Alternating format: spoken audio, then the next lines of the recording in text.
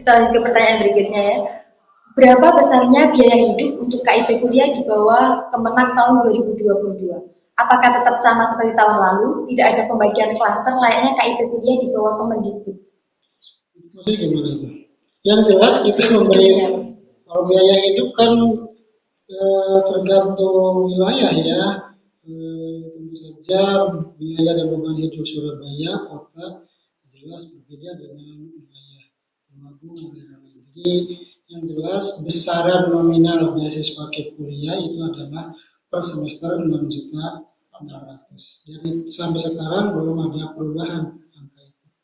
Jadi nanti 6.600.000 itu kemudian dipotong 2.400.000, jadi sisa berapa itu? 4.200.000 lah, 2.400.000 itu silakan di 4.200.000 itu silakan ditransferkan untuk hidup selama 1 semester. Nah kalau itu kami terus terang saja tidak punya hak untuk ngatur-ngatur. Kamu dalam sebulan nggak boleh lebih dari sini karena ada kondisi objektif. Yang penting saldo tidak boleh nol. Bukan apa-apa, tapi karena secara teknis perbankan kalau tidak salah kalau saldo kalian nol itu si pengirim transfer tidak akan bisa mentransfer, kan rugi. Jadi kalau saldonya nol itu transfer tidak akan masuk, katanya seperti itu. Jadi dan di sisi lain juga belajar menghemat. Jadi undang-undang 700, karena kalau di rata-rata 700.000 per bulan. Lalu kemudian dihabiskan sedemikian rupa, jangan belajar ini ya bahasa sini apa Pak Kasubag? Tirakat. Ya, tirakat. Jadi itu mumpung ingat itu adalah beasiswa terbesar secara nominal sejauh ini dibanding beasiswa yang lain. Coba kita share di sini. Misalnya beasiswa kerja itu berapa Pak? 300 per bulan. 300.000 per bulan. Itu pun hanya diberikan hanya 1 tahun. Kalau KIP kuliah kan bisa sampai 8 semester, 4 tahun. Kecuali yang sebelum semester 8 sudah selesai. Yang lebih kecil lagi ada beasiswa prestasi. Judulnya aja beasiswa prestasi. Nominalnya cuma 1 juta.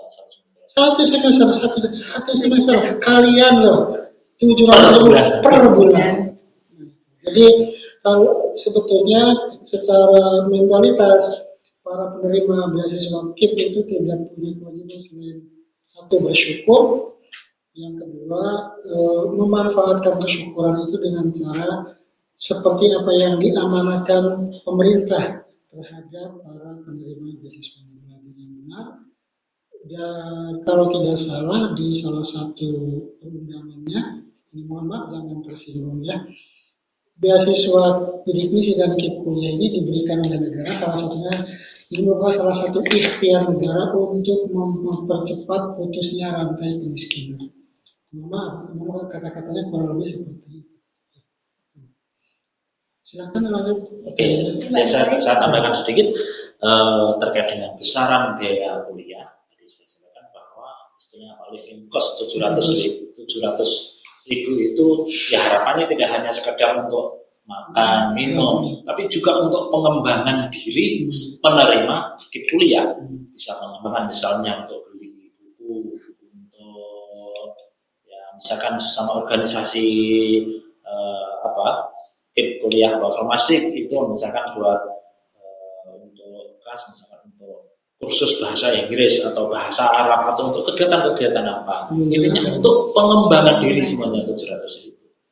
Kalau bisa dilaksanakan misalkan dari satu angkatan itu bisa dimaksimalkan dan dimanfaatkan untuk pengembangan diri. Pasti saya yakin kesempatan itu akan membawa berkah, tidak hanya berkah bisa kuliah di biaya negara tapi juga pengembangan diri yang dimiliki oleh itu. Luar biasa sekali ya.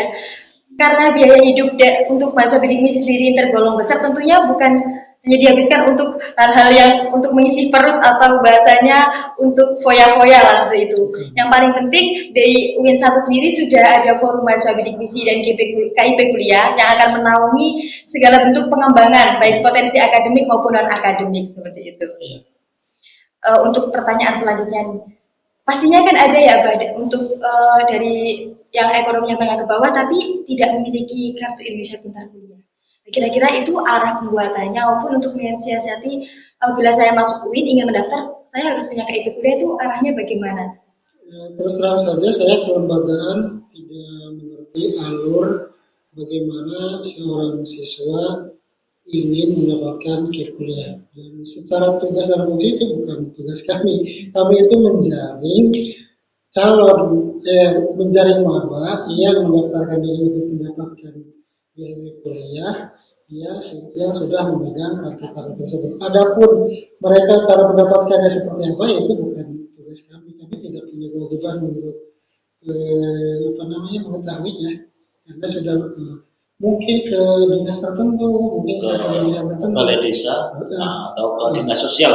Tapi kami tidak punya kewajiban untuk menjelaskan itu. Kami hanya menjaring produk yang sudah jadi. Jadi jangan kemudian ya otomatis nggak bisa. Kalau nggak punya ya bukan kami tidak berpihak, tapi kan itu bukan kewenangan kami.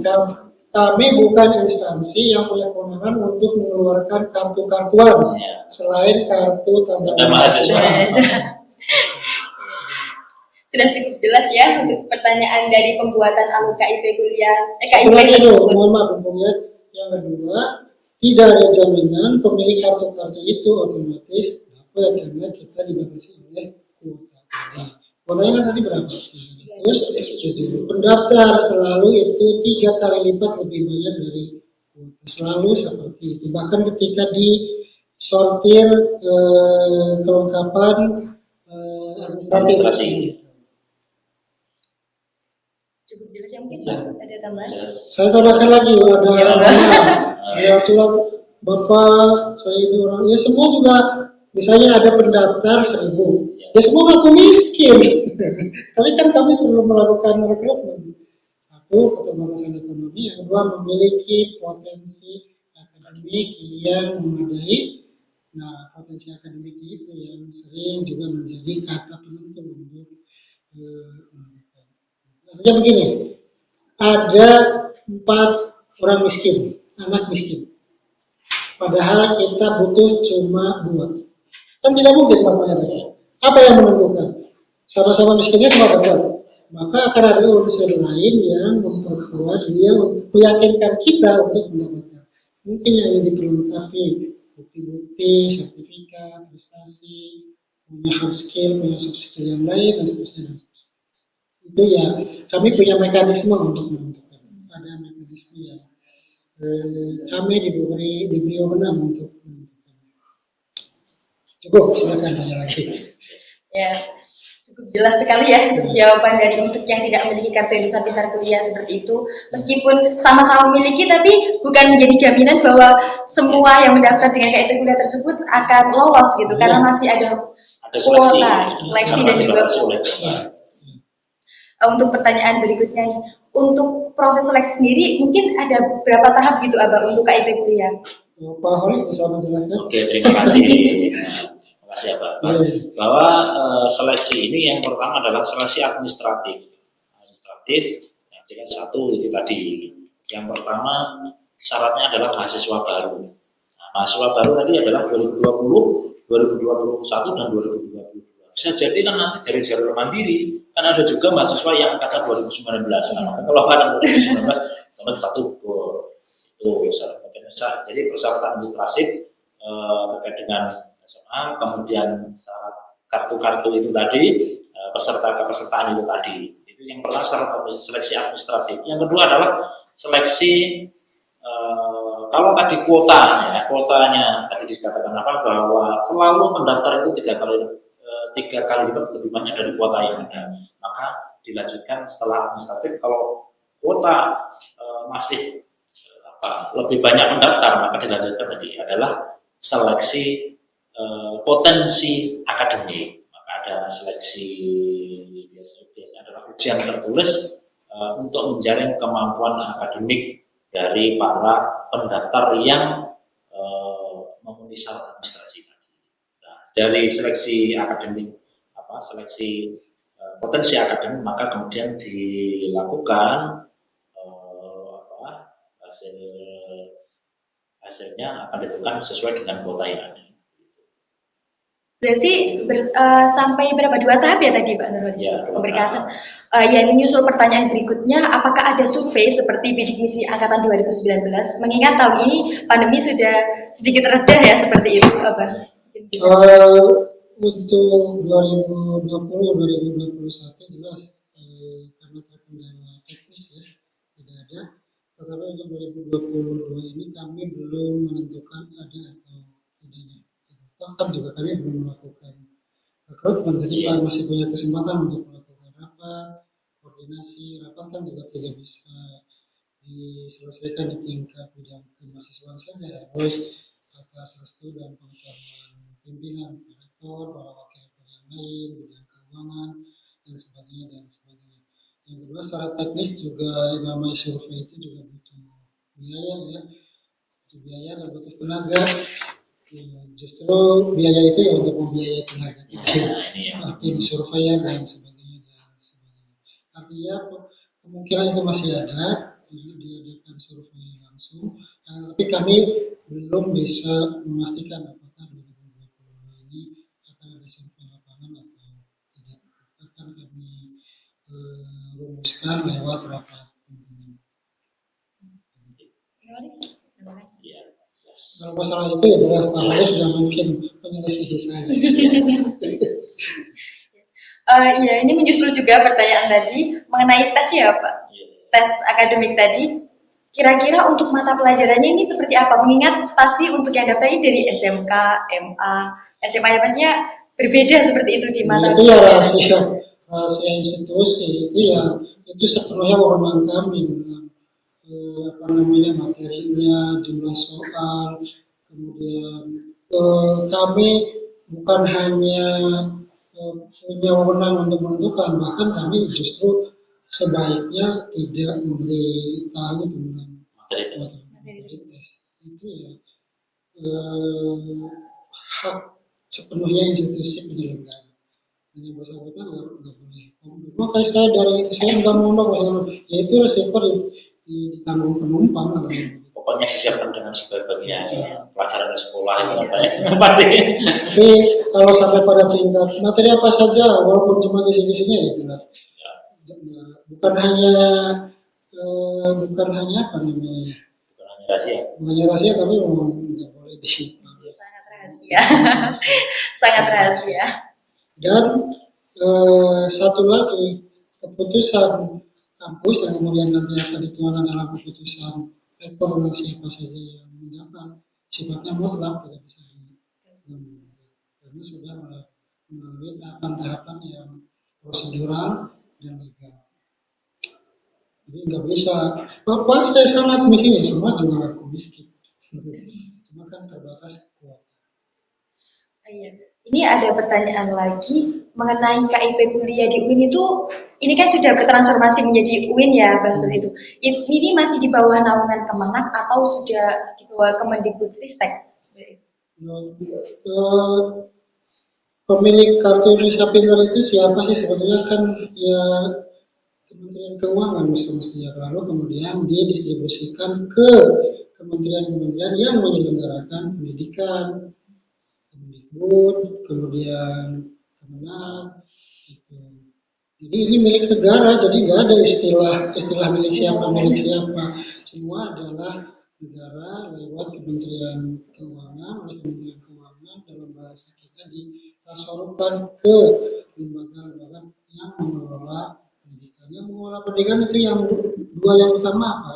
Kemendikbud sama Kemenak. Jadi ya bukan di bawah siapa-siapa, langsung di bawah negara. Cuma untuk memudahkan teknis, kami melakukan laporan berkalanya ya ke Dirjen Pendis Kemenak, yang kuliahnya di perguruan tinggi umum yang melaporkannya ke Direktorat Jenderal Pendidikan Tinggi di bawah Kemendikbud. Gitu. Karena ada banyak sekali ya Pak, dari mahasiswa itu kebingungan karena kalau jalur SNMPTN kan apabila dia mendaftar bidik misi kan daftarnya di laman Kemendikbudristek. Kalau itu teknis diserahkan sepenuhnya ke kementerian terkait dan diserahkan ke Satker masing-masing. Kalau di Kemenak memang tipenya seperti ini. jalur, kemudian dibuka pendaftaran. Jadi tidak ada form khusus kosongan di SPAN, UM sama Mandiri. Di semua satker yang bernaung di bawah Kemenak seperti itu. Jadi nggak bisa dianalogikan dengan program yang sama di Kementerian Pendidikan dan Kebudayaan. Masing-masing diberi keleluasaan cara rekrutmen dan pengelolaan. Tapi kan nominalnya sama. Kemudian pemberinya syariah negara. Karena seperti ini ya, Mbak. Masalahnya dari teman-teman itu ada yang sudah mendaftar di laman KIP kuliah. Seperti itu. Apakah itu bisa digunakan untuk mendaftar? Kami hanya menerima pendaftaran pada link-link yang kami sediakan. Itu kan Pak? Iya, jadi jalurnya nanti tadi filenya adalah sebagai mahasiswa baru. Kalau yang sekarang mendaftar kan belum jadi sebagai mahasiswa. Jadi ya sesuai dengan ketentuan yang kita keluarkan nanti. We are not related to any link others. Kita tidak punya relasi dengan link-link apapun kecuali link yang sudah kami sediakan yang ingin memastikan bahwa yang daftar adalah mahasiswa baru tahun akademik 2023 lulusan itu tadi 2020, 2021, 2022 dari 3 jalur pendaftaran. Ada yang mengaku sudah link daftar di laman mana kami tidak kami mengabaikan karena kami tidak punya tidak punya kebijakan seperti itu. Mungkin cukup jelas ya untuk teman-teman yang miring pertanyaan bahwa dari UIN sendiri sudah ada link-link yang jelas yang biasanya disebarluaskan melalui website UIN 1 Tulungagung. Dan untuk pendaftaran di luar yang sudah ada di website UIN 1 ternyata itu tentu saja bukan atau sudah bukan bukan ranah dari UIN lagi gitu. Itu kemungkinan besar mereka daftar di link yang disiapkan oleh perguruan tinggi yang berada di bawah non-Kemenak sepertinya. Untuk pertanyaan berikutnya, ini apabila masih banyak ya? Sedikit lagi. Apabila sudah lolos ini saya apakah wajib tinggal di pondok atau asrama? Wajib di juknis terbaru bahkan sejak dulu seperti itu karena walaupun di Kementerian Agama lewat Direktorat Jenderal tidak menyebutkan jenis pembinaannya, tetapi jelas ada poin yang PTP itu adalah perguruan tinggi penyelenggara, dalam hal ini adalah satker, dalam hal ini tegas lagi itu wajib menyelenggarakan program pembinaan. Dan kami mewujudkan program pembinaan itu salah satunya lewat kewajiban tinggal di Ma'had Al-Jamiah untuk yang putri dan wajib tinggal di pondok-pondok yang ada di sekitar kampus ini untuk yang putra. Dan tahun ini kami akan bekerja sama satu dengan Ma'had Al-Jamiah untuk yang putri dan untuk yang putra dengan beberapa dosen kami yang memiliki pondok. Jadi nanti akan kami wajibkan seperti yang sudah juga itu wajib. Dan kewajiban itu kan hanya 1 tahun pertama saja. Jadi nanti kalau banyak yang protes, kurang gampang, kami tinggal merevisi SK, kami carikan cadangan penggantinya. Karena ya apa ada sebuah anugerah yang kemudian tanpa membawa konsekuensi. Kami ini Pak Olis juga itu adalah langganan mendapatkan beasiswa bahkan sejak kuliah. Apakah kami lepas dari kewajiban ini itu setelah dapat beasiswa? Enggak. Harus ada progress report, harus ada laporan akademik, harus mengikuti pengasamaan, gitu. Jadi harus dipahami bahwa wajib tinggal di pondok itu bukan sebuah tekanan seharusnya, adalah sebuah bentuk untuk peningkatan tadi adalah kemampuan yang harus dimiliki oleh penerima beasiswa kuliah ini. Selain agar memudahkan pengontrolan. Karena apa? Kalau penerima kuliah ini ya harapannya dari penerima awal prestasinya terus meningkat lalu dibiayai negara. Jangan sampai penerima KIP kuliah tapi nanti tidak kuliah, apalagi kemudian nilainya jeblok dan sebagainya. Nah ini kan ya sebenarnya bukan itu tujuan negara memberikan beasiswa ini. Harapannya diberikan biaya untuk kuliah agar kemudian masuk di pondok atau pesantren dan mampu mengembangkan dirinya gitu, sehingga kuliahnya aktif dan sebagainya, memperoleh prestasi, syukur-syukur bisa melebihi dari yang tidak mendapatkan beasiswa.